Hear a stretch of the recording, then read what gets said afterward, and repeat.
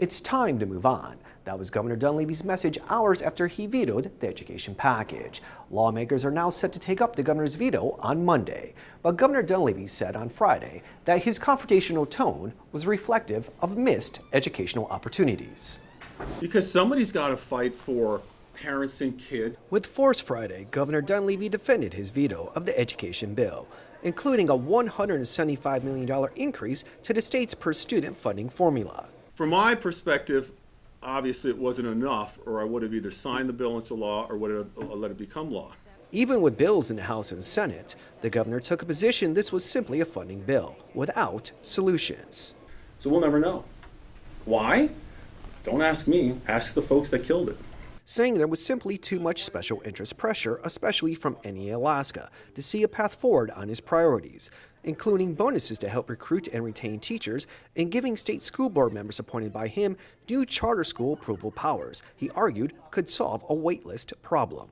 What I'm doing is pivoting to the energy issues that we have. I'm not going to belabor the educational issues for the rest of this session.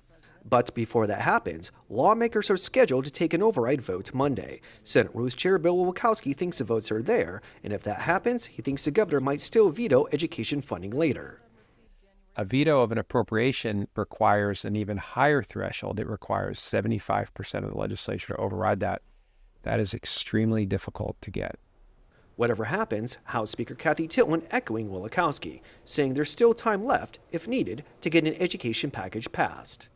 It will be, I think it will be challenging, but we're always up for a challenge here. So, and hopefully we can work together with the Senate and the governor and do what's best for Alaska.